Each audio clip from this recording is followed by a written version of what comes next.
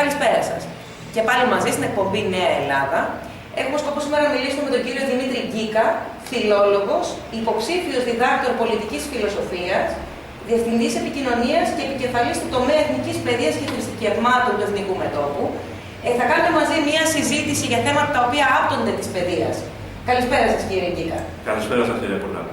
Ξέρετε, η πρώτη μου ερώτηση μπορεί να μην είναι η αναμενόμενη. Γνωρίζοντας λοιπόν ότι είσαστε και πατέρας ενός παιδιού το οποίο φοιτεί στο δημοτικό, θέλω να μου πείτε την πρώτη φορά που πιάσατε τα βιβλία του και τα βιβλία, τα αναγνωστικά, πώς αισθανθήκατε?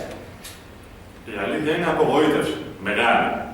Επειδή είμαι και εγώ εκπαιδευτικός, γνωρίζω και αντιλαμβάνομαι πολύ περισσότερο από καθέναν άλλο τη σημασία και την αξία της παιδείας. Τα βιβλία αυτά είναι ό,τι χειρότερο μπορεί να υπάρχει αυτή τη στιγμή. Και δεν είναι μόνο ό,τι χειρότερο από πλευράς και από σκοπιάς μαθησιακής. Είναι και ό,τι χειρότερο από αυτό που θέλουμε να λέμε ότι έχουμε ή καλλιεργούμε εθνική παιδεία. Να σας πω ένα παράδειγμα χαρακτηριστικό, πολύ σημαντικό. Αυτό το οποίο σε ένα από τα αναγνωστικά, τέλος πάντων, το βασικό μάλλον της γλώσσας.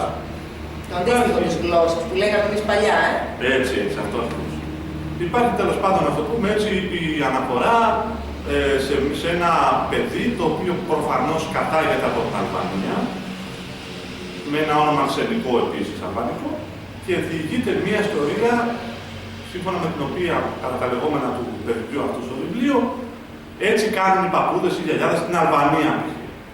Τέτοιου είδους, αν θέλετε, αναφορές. Πρώτα απ' όλα δεν εξυπηρετούσε τίποτε.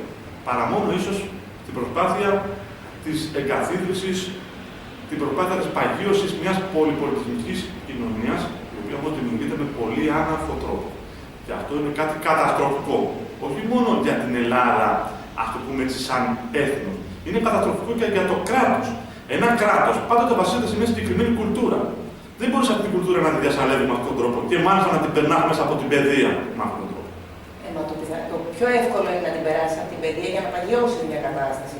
Εδώ να πω και εγώ ότι σε αυτό το βιβλίο που αναφέρεστε δεν είναι μόνο μία απλή αναφορά. Επειδή το βιβλίο αυτό έχει κάποιους ήρωες που ταξιδεύουν μαζί με τα παιδιά, είναι βασικός ήρωας το συγκεκριμένο παιδάκι του βιβλίου και αναφέρεται σε καθημερινή βάση. Σαφώς. Οπότε τα παιδιά το θεωρούν ως κάτι φυσιολογικό, ως κάτι δεδομένο το να υπάρχει ανάμεσά τους από άλλη εθνικότητα ένα παιδί. Βέβαια, εδώ έχετε το ερώτημα γιατί μόνο συγκεκριμένη εθνικότητα. Αφού έχουμε τόσες εθνικότητες, μήπως θα έπρεπε τα βιβλία μας να έχουν και μία απόφαση. Ενδεχομένως, ναι, αλλά τώρα πλέον αυτό έχει μετά από λίγο καιρό θα υπάρχει και ένα Πακιστανάκι, θα υπάρχει και ένα. Το θέμα είναι ότι τέτοιες κοινωνίες βεβαίως υπάρχουν και είναι υπαρκτές σε άλλα κράτη. Στην Ελλάδα όμως δημιουργήθηκε εντεύθυνος. Αυτό πρέπει να το καταλάβουμε. Αυτό όμως δεν θέλω να πω λίγο σε συζήτηση, αν θέλω να το πούμε έτσι, γιατί θα φτάσουμε σε πολύ μάθημα. Αυτό που θέλω να πω όμως είναι ότι είναι απαράδεκτο αυτή την κατάσταση που λίγο πολύ έχει δημιουργηθεί όπως έχει δημιουργηθεί, αυτή την κατάσταση να πάει να την παγιώσει μέσα από την παιδεία. Είναι απαράδεκτο. Αυτή τη στιγμή ακόμα και το καινούριο πρόγραμμα, ακόμα και τα καινούργια νομοσχέδια που έχουν βγει, οι νόμοι που έχουν ψηφιστεί, λένε ξεκάθαρα ότι ο σκοπός, βασικότερος σκοπός, είναι η καλλιέργεια της εθνικής παιδείας. Πώς καλλιεργείται η παιδεία? Με αυτόν τον τρόπο. Αυτό λοιπόν είναι ζήτημα από ένα σημείο και μετά σαθρούς πολιτικής. Αυτό αποδεικνύει και όλο βεβαίως το οικοδόμημα ότι ούτως έχουν σπάσει σε πολύ μεγάλο βαθμό σε αυτή τη βάση. Και εσείς σαν εκπαιδευτικός θεωρείτε ότι μπορούν οι εκπαιδευτικοί να βοηθήσουν, να καλλιεργήσουν την εθνική παιδεία ή είναι δεμένα λίγο με τα χέρια τους? Εγώ δεν πιστεύω ότι υπάρχει αυτή η φράση δεμένα τα χέρια τους. Τι πάνε να πει δεμένα τα χέρια τους? Καταρχήν, γιορτάζονται ή δεν γιορτάζονται ακόμα οι εθνικές επέτειοι? Όπως και αν γιορτάζονται. Είναι χρέος του εκπαιδευτικού αυτή τη γιορτή να την κάνει όσο μπορεί καλύτερα. Να την αναπτύξει με τέτοιο τρόπο, ώστε να μπορέσει στο παιδί να καλλιεργηθεί αυτό που είπατε πολύ ωραία εθνική συνείδηση. Αυτό είναι χρέος του εκπαιδευτικού. Σαφέστατα.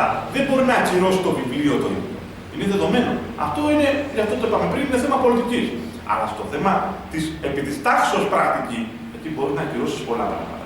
Εκεί καταρχήν μπορεί να διαμορφώσεις, να διατηρήσεις ένα σχολείο μαθητές που να έχουν πάνω απ' όλα μια συγκεκριμένη εθνική συνείδηση. Και να σας πω και κάτι. Σε πάρα πολλά σχολεία το ξέρουμε, το αντιλαμβανόμαστε και εγώ το βλέπω ας πούμε, και στο δικό μου το παιδί, το βλέπετε και εσείς ενδεχομένως στο δικό σας, ότι είναι δύσκολο να αποφύγεις τη συνύπαρξη του παιδιού με παιδιά που είναι από άλλες εθνικότητες. Εδώ όμως είναι το ζήτημα τι θέλουμε. Θέλουμε ένα κράτος στο οποίο δεν θα υπάρχει καμία κουλτούρα. Καμία. Ή θέλουμε ένα κράτος στο οποίο θα υπάρχει μια συγκεκριμένη κουλτούρα, αυτή που υπήρχε όλα αυτά τα χρόνια. Και σε αυτή την κουλτούρα, όποιος θέλει εντάσσεται. Δεν πιέζω κανέναν, δεν καταπιέζω, δεν υποχρεώνω. Αλλά δεν μπορείς και εσύ να με υποχρεώσεις να απαρνηθώ τη δική μου κουλτούρα. Αυτό ας γίνει βίωμα. Και έτσι λοιπόν δεν θα υπάρξει πρόβλημα. Ακόμα και σε αυτή την περίπτωση συνύπαρξη με κάποιον. Όταν όμως μου λένε ότι εγώ, ας πούμε, για παράδειγμα, πρέπει να κατεβάσω την εικόνα του Χριστού από τη τάξη, διότι δεν ενοχλεί κάποια παιδιά που έχουν έρθει από άλλες χώρες και έχουν άλλη θρησκευτική ταυτότητα. Όταν μου λένε ότι εγώ, ας πούμε, για παράδειγμα, πρέπει να μάθω στο παιδί να συνυπάρχει με παιδιά από άλλες εθνικότητες που πολλές φορές έχουν διαφορετικό τρόπο συμπεριφοράς, αν θέλετε, ηθικέθημα. Αυτό δεν το δέχομαι. Γι' αυτό και λέμε, αυτό δεν έχει να κάνει με την αντίληψη το αν είμαι ή δεν είμαι εθνικιστής, να το πω έτσι. Αυτό έχει να κάνει με το πόσο εγώ προσπαθώ να καλλιεργήσω μια παιδεία με εθνική συνείδηση. Και ας μην είσαι εθνικιστής. Εμένα δεν με ενδιαφέρει να είσαι καθόλου σαν κράτος ή σαν, το πω, σαν κυβέρνηση. Ας μην είσαι. Αλλά από την ώρα που το κάνεις αυτό το πράγμα, τα πολύ βασικά πράγματα, δεν μπορεί να απαξιώσεις με τίποτε με την ταυτότητα του λαού επί του οποίου κυβερνάς. Πολλοί λένε για αφομοίωση αυτών των παιδιών, ότι θα έπρεπε να γίνει κάποια αφομοίωση. Συνήθως οι αριστερίζοντες, οι αριστερόστροφες ιδεολογίες. Δεν θα ήταν η καλύτερη αφομοίωση, λοιπόν, να τους δείξουμε ποια είναι η κουλτούρα μας, εφόσον αυτοί οι άνθρωποι θέλουν να μείνουν εδώ, να είναι νόμιμοι. Δεν θα παρληθούν σαφώς ούτε την πατρίδα τους. Αυτό είναι και λίγο υποκριτικό να ζητάμε κάτι τέτοιο. Αλλά δεν θα αφομοιωνόντουσαν καλύτερα εάν τους περνούσαμε τη δική μας κουλτούρα από μικρές ηλικίες. Κύριε Πρωτάλη, ξέρετε ποιο το αστείο. Αν πάμε να δούμε λίγο το τι γίνεται, οι πρακτικές δηλαδή σε άλλες χώρες, θα καταλάβουμε γιατί εδώ πέρα περνιέται μια συγκεκριμένη κατάσταση. Πας στην Αμερική. Πόσοι Έλληνες έχουν πάει μετανάστες στην Αμερική? Στη Γερμανία. Είναι ποτέ δυνατόν να πάει Έλληνας Ορθόδοξος και να απαιτήσει, για παράδειγμα, να υπάρχει εικόνα του Χριστού στην τάξη? Είναι δυνατόν να πάει δηλαδή σε μια οποιαδήποτε άλλη χώρα, την οποία είτε οι αριστερόστροφες είτε οι νεοφιλελεύθεροι σήμερα αποκαλούν πολιτισμένες, και να επιβάλλεις εσύ τα δικά σου δικαίωμα ή να ζητήσεις από αυτούς να παραμετρούν τα δικά τους? Είναι τραγελαφικό αυτό που συμβαίνει. Δεν μιλάμε δηλαδή ότι ήρθαν εδώ και ζητούν κάποια μορφή αφομοίωσης. Οπότε τους λέμε, κοιτάξτε, έτσι έχει το πλάνο για μας, αυτή είναι η χώρα μας, αυτά είναι τα δεδομένα και όσο θέλετε, όσο μπορείτε, προσπαθείτε να προσαρμοστείτε. Μα δεν λέμε κάτι τέτοιο. Εμείς λέμε, καλύτερα μωρέ να διώξουμε ό,τι ενοχλεί τους άλλους. Και ποιος να το διώξω? Και τι νόημα έχει δηλαδή να ενοχλήσω τον άλλον? Τον ενοχλώ με τι? Με την ύπαρξή μου και τα εθνικέθημα. Μα στο δικό μου κράτος είναι. Και μάλιστα χωρίς καν να προσκαλέσω εγώ. Είναι γελίο. Πηγαίνετε λοιπόν σε οποιοδήποτε άλλο κράτος και δείτε τι γίνεται από πλευράς πρακτικής. Είναι ποτέ δυνατόν σε τέτοια περίπτωση το εκπαιδευτικό σύστημα να επιλέξει να απαλείψει στοιχεία του για να βολευτούν κάποιοι άλλοι που έχουν έρθει από άλλο? Εδώ να πω ότι αναφέρθηκα πριν για δεμένα χέρια εκπαιδευτικών. Όσον αφορά τις εθνικές επετείους, 25 Μάρτιου, 28 Οκτωβρίου, ίσως έχουν γίνει λίγο πιο light, να το πω έτσι, οι γιορτές, αλλά εξακολουθούν και γιορτάζονται στο χαρακτήρα που έχουν. Το πρόβλημα βλέπω ότι είναι με τις θρησκευτικές εορτές. Ότι έχουν απαλείψει, προκειμένου να συμμετέχουν και τα παιδιά άλλων εθνικοτήτων, έχουν απαλείψει την έννοια Χριστός. Όπως είπα, για να μπορούν να συμμετέχουν τα παιδιά και να μην θίγεται το θρησκευτικό του συναίσθημα. Άρα λοιπόν, εκεί έχουμε και λέω ότι είναι λίγο δεμένα τα χέρια των εκπαιδευτικών, γιατί υπάρχουν πολλοί οι οποίοι μπορούν να κάνουν κάποια καταγγελία σε κάποιον δάσκαλο, σε κάποιον καθηγητή. Εσύ δεν συμφωνείτε σε αυτό? Έχετε δίκιο. Εγώ έχω τελειώσει σύνδεση άλλης και την ανωτέρα και τη Σχολή Αθηνών. Και έχω μια επαφή με την Εκκλησία πολύ στενή. Δεν μπορώ να πω ότι είναι δυνατόν εύκολα να διαμορφώσεις ένα πλαίσιο ένταξης ανθρώπων που να βάλεις θρησκευτικές κουλτούρες. Όμως, δεν μπορείς σε αυτό το πλαίσιο να καταργήσεις τα δικά μου. Θα σου πω ένα παράδειγμα. Είμαστε σε ένα κράτος καθαρά χριστιανικάρθωτος και όλοι εορτάζουμε μια ορθόδοξη γιορτή. Ωραία, εκεί την ημέρα, εάν θέλουν τα παιδιά τα οποία ανήκουν σε άλλες θρησκευτικές κουλτούρες, ας μην έρθουν. Δεν είναι ανάγκη να τους, να το πω έτσι, δεν είναι ανάγκη να τον αφομοιώσω τον άλλον. Ακόμα και η ιδέα της αφομοίωσης για μένα, που δεν τους αρνητική. Ο καθένας σας έχει τα δικά του, πιστεύω. Εφόσον δεν σε ενοχλώ και δεν με πειράζει. Δεν μπορείς όμως και δεν μπορώ εγώ να δεχτώ δηλαδή το δικό σου πιστεύω να επηρεάσει το δικό μου και μάλιστα αυτό μπορώ να αποκλείσω. Δεν γίνεται. Αυτοί θα έχουν ένα πρόβλημα προς τα μήνυση. Σαφώς έχουν σε μια χώρα η οποία δεν είναι αυτό που είναι μουσουλμανική. Είναι χριστιανή Ορθόδοξη. Έχει Ορθόδοξη εκκλησία, χριστιανικές, έχει εν πάση περιπτώσει γιορτές, έχει οτιδήποτε. Και μέσα από την εκπαίδευση βεβαίως και όλα αυτά τα πράγματα. Αν δεν συμμετέχεις, δεν έχω κανένα πρόβλημα. Δεν μπορείς να μου επιβάλλεις να διαγράψω τις δικές μου. Αυτό είναι μεγάλο θέμα. Εδώ δηλαδή μιλάμε για ρατσισμό από την ανάποδη. Έτσι, γιατί αυτό συμβαίνει. Ισχύει. Και να πούμε εδώ, μιας και αναφερθήκατε στο θρησκευτικό το κομμάτι και στο θέμα της αφομοίωσης, που δεν μπορεί να υπάρξει. Ότι ενώ δεν υπάρχουν χρήματα για οτιδήποτε άλλο, φτιάχνετε ένα τζαμί. Θέλουν να φτιάξουν ένα τζαμί προκειμένου να υποστηρίξουν. Αυτό κι αν είναι δηλαδή το φοβερό. Μιλάμε για να δημιουργήσουμε ένα τζαμί, ένα τέμενος τέλος πάντων, στην καρδιά της Αθήνας, έτσι, που όλοι γνωρίζουμε ότι πρόκειται για ένα καταφύγιο του πολιτικού Ισλάμ. Μιλάμε για ένα Ισλάμ φονταμεταλλιστικό καθαρά και προσπαθούμε αυτό το πράγμα να το δημιουργήσουμε εν περίοδο κρίσης, όπως το είπατε εσείς, μέσα από το κέντρο της Αθήνας. Αυτό είναι φοβερή υπόθεση. Και αυτό δείχνει πώς προσπαθούμε να αλλοιώσουμε όλο αυτό το κομμάτι. Είναι απίστευτο. Εγώ πιστεύω ότι όλο αυτό δείχνει μια ανεπάρκεια πολιτικής ηγεσίας και από ένα σημείο και μετά βεβαίως και μια διαφορία της εκπαιδευτικής ηγεσίας. Να αν θέλετε να το ολοκληρώσω εγώ εδώ, σε αυτή την έννοια, αυτό που λέω, υπάρχει μια πολύ ωραία φράση που την έλεγε ένας καθηγητής του Πανεπιστήμιου. Η πολιτική και η εκπαιδευτική ηγεσία ενός τόπου είναι οι βασικότεροι παράγοντες διαπαιδαγώγησης του λαού αυτού του τόπου. Δεν έχεις πολιτική ηγεσία, δεν έχεις εκπαιδευτική ηγεσία ανάλογη. Τα πράγματα καταρρεύουν. Εσείς μου είπατε ότι βλέπετε μια διαφορία. Εγώ να το πάω ένα βήμα παραπέρα. Ίσως ακουστεί λίγο συνωμοσιολογικό, αλλά δεν είναι πολύ απλό για να αναφερθούμε σε αδιαφορία. Θεωρείτε ότι υπάρχουν λόγοι, πολιτικές σκοπιμότητες, ξεπούλημα ίσως, γιατί ο πιο εύκολος τρόπος να αλώσεις μια κατάσταση είναι μέσω της παιδείας και μέσω μικρών παιδιών που είναι σφουγγάρια και απορροφούν αυτά που βλέπουν, που διαβάζουν, που ακούνε. Σαφώς. Εγώ πιστεύω ότι καταρχήν να συμφωνήσω απόλυτα σε αυτό. Η παιδεία είναι ο βασικότερος πυλώνας ενός λαού. Από πλευράς πολιτικής δραστηριότητας, θρησκευτικής, ηθικές, όλα αυτά, περνώντα συμπεριφορά, περνώντα μέσα από την παιδεία. Δεν μπορώ να πω ότι οι καθηγητές ξεπουλούν τόσο εύκολα. Δεν μιλάω για τους καθηγητές, συγγνώμη. Αν μιλάτε για την ηγεσία. Μιλάω για την ηγεσία και αυτούς που φτιάχνουν τα βιβλία, που εισηγούνται αλλαγές. Σαφώς μιλάμε τότε για ανθρώπους που λίγο πολύ από αυτούς τους παιδούς ξεπουλούνται. Άλλοι, οι οποίοι, ας το πούμε έτσι, είναι τελείως, όχι να μην το πω αδιάφοροι, είναι εντελώς, δεν ασχολούνται ιδιαίτερα, τους λένε ας πούμε, να κάνουν το α, τι ακολουθούν, δεν τους ενδιαφέρει. Αυτό είναι το χειρότερο. Γι' αυτό και λέμε ότι δεν μπορείς πλέον να είσαι σίγουρο. Δεν έχεις στέρεες βάσεις ως κοινωνία, ως έθνος και ως λαός.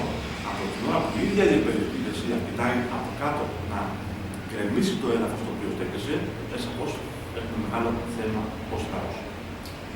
Ποια είναι η γνώμη σας για τα τόσο μεγάλα ποσοστά παιδιών από άλλες χώρες? Θεωρείτε ότι ίσως θα έπρεπε κάποια στιγμή να μπορούσαν να ιδρυθούν κάποια ξεχωριστά σχολεία, ούτως ώστε και αυτά τα παιδιά να μπορούν να συνεχίζουν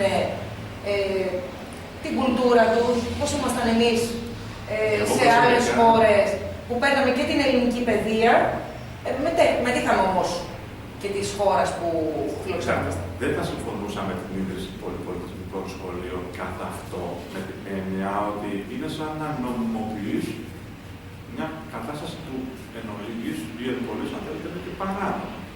Όχι. Εγώ θα προτιμούσα τα παιδιά αυτά να προσπαθήσουν όσο μπορούν να ενταχθούν στα ίδια πράγματα. Αυτό βέβαια προσέχετε λέω.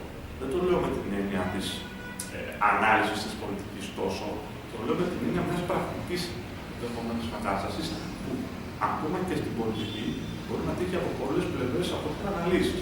Να το ξεκαθαρίσω. Έχεις 10 παιδιά π.χ. τα οποία προέρχονται από άλλες περιοχές με τελείως διαφορετικά θικέθημα. Μέσα σε ένα σχολείο, ξέρω εγώ, 50. Τα 10 παιδιά αυτά εύκολα μπορούν να τα εντάξεις. Αν έχεις 50 όμως και 50, εκεί είναι τα βάση πρόβλημα. Θέλω να πω ότι είναι θέμα συγκεκριών και θέλω να καταφτάσω και πώς αυτά θα μπορούν. Αλλά αυτά όμως για μένα υπάρχοντας ένα καθεστώς. Δηλαδή, αυτό ξεφεύγουμε το παπαδό στην παιδεία, αυτό. σε ένα καθεστώς τι μεταναστευτική πολιτική ακολουθούν. Εδώ μιλάμε για ανθρώπους που είναι παρόμοιοι. Εδώ μιλάμε δηλαδή για ανθρώπους που έχουν πίστη στη χώρα. Έχουν πάρει ακόμα και τη διάρκεια υγείας, ενώ ένας άνεργος δεν έχει π.χ. Έτσι. Και στέλνει το παιδί του στο σχολείο και εντάξει, ποτέ το παιδί στο σχολείο.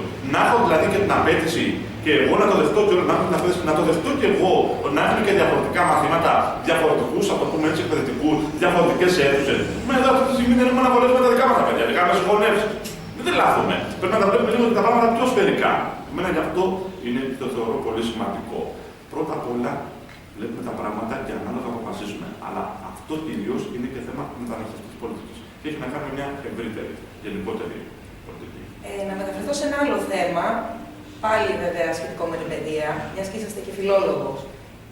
Βλέπουμε στα βιβλία των παιδιών έτσι, τα τελευταία χρόνια μεγάλες διαφορές σε ορθογραφία, πώς γράφονται κάποιες λέξεις, αλλάζουν, μεταλλάσσονται κάποια πράγματα.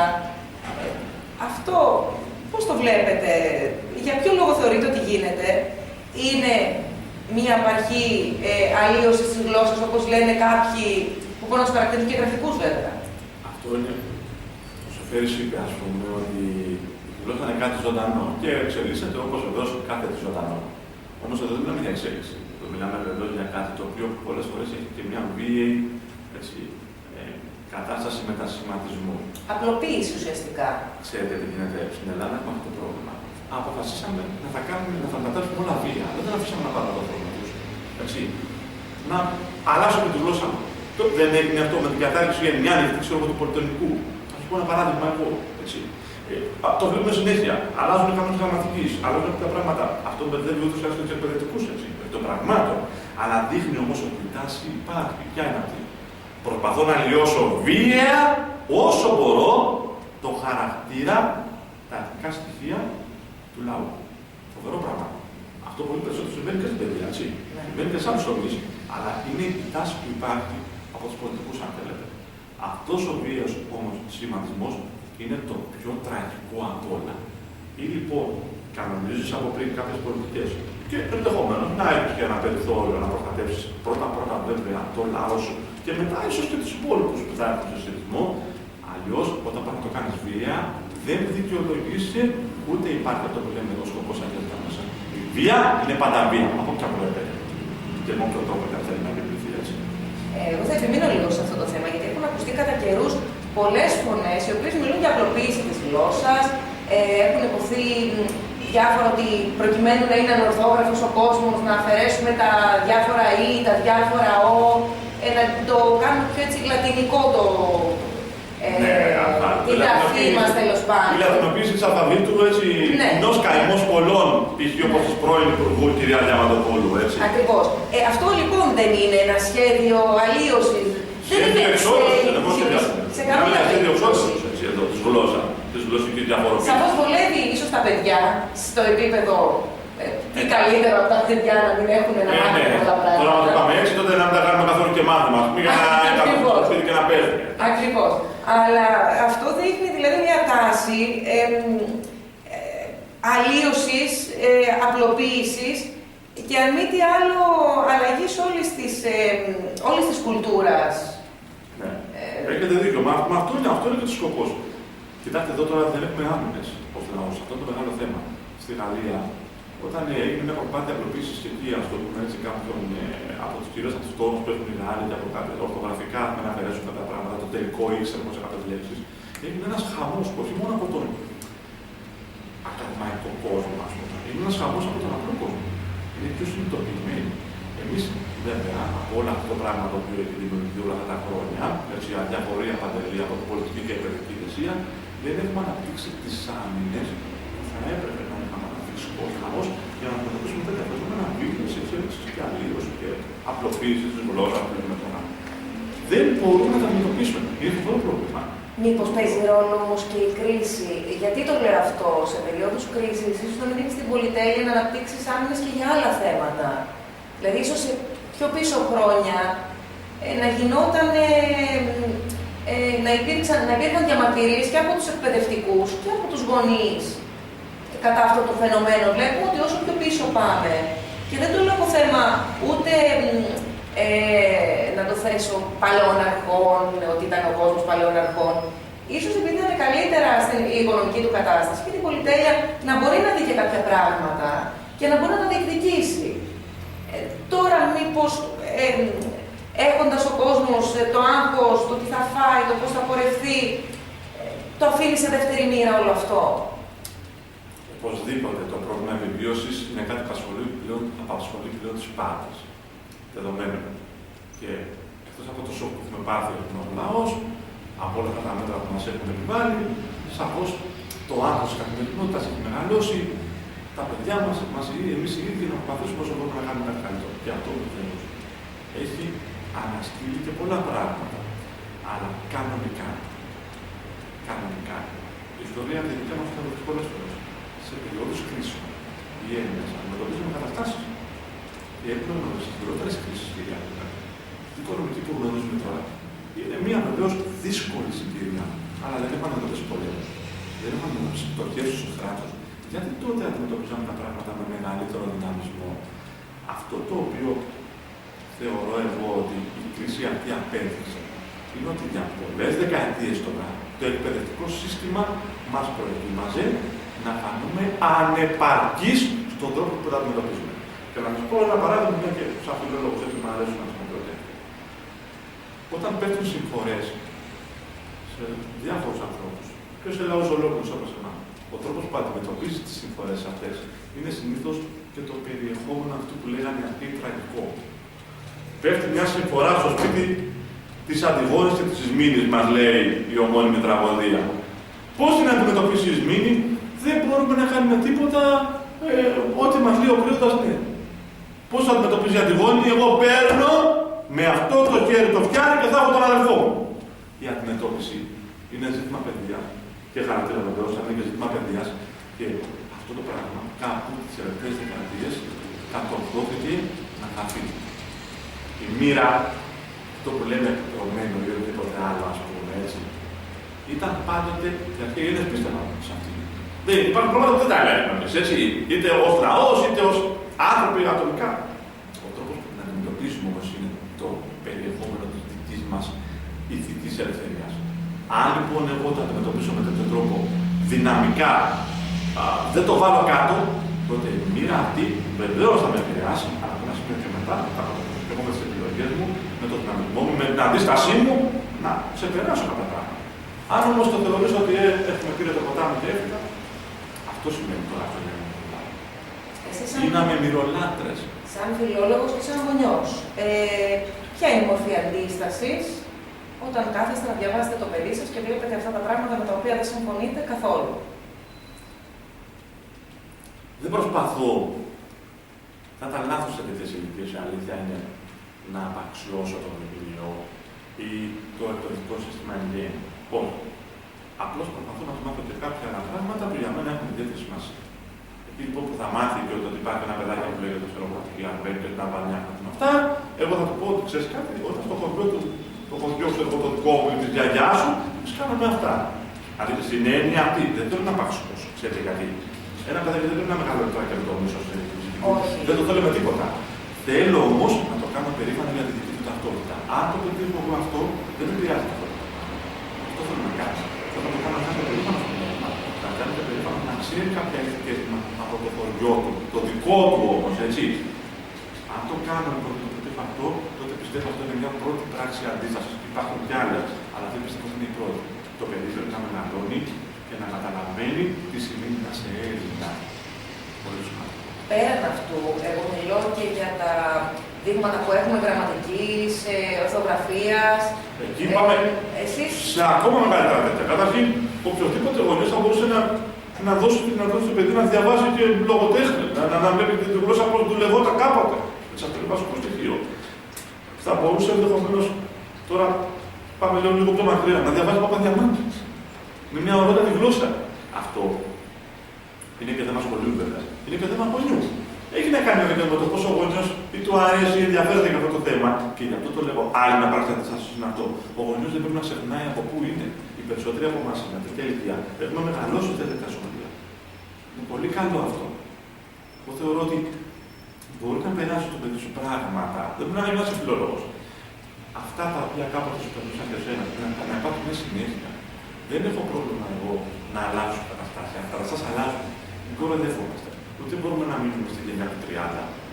Όμως αυτές οι καταστάσεις που θα αλλάζουν με τέτοιο τρόπο που δεν θα επηρεάζουν τη γενικότερη φυσιογνωμία. Θα υπάρχουν επιπλέον αλλαγές από όλους. Αλλά όχι από εδώ και μετά. Το πήγαμε από εδώ και το φτάσαμε εκεί. Δεν λάθος.